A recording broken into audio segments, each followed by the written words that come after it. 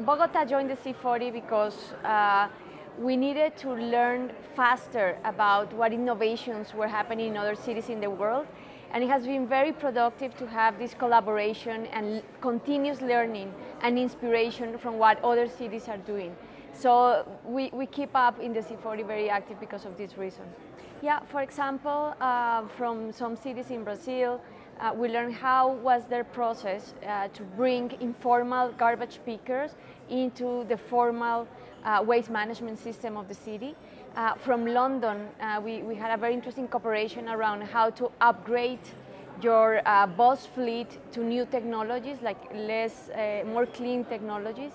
And in that way, we've been also exporting some of our good practices, such as the bus rapid system, which was, Bogota was the first city almost 15 years ago to implement it.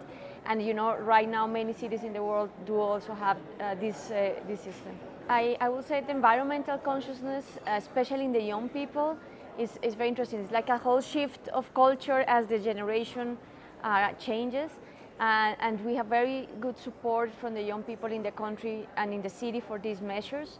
However, sometimes people still think climate change is more like a story, and that it will happen sometime very far away in the future. Even if 2 years ago we had a really big flooding in Bogota, it's really difficult for people to get the sense of urgency that you need to do some very important changes right now.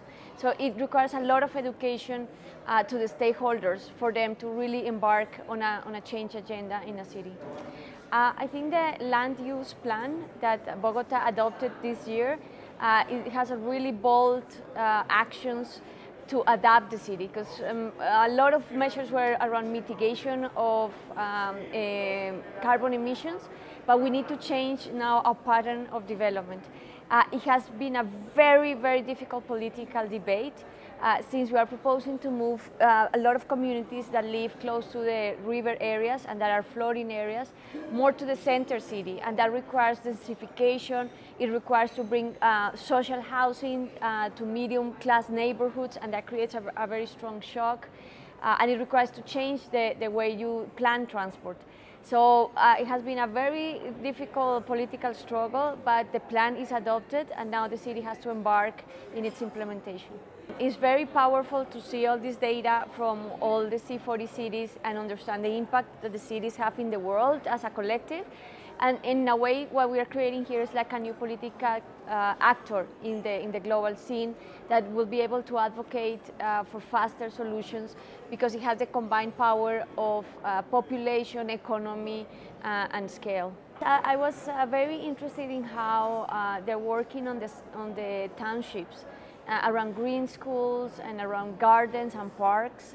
For me, it's very surprising, because 10 years ago when I came to Johannesburg for the first time, green areas in townships were very scarce, and I think this is a big advancement. And it's not a very difficult project to implement, but it really changes the quality of life. So I got very inspired by that, and I hope we can work also in our neighborhoods in Bogota, where more vulnerable communities can have access to more green areas.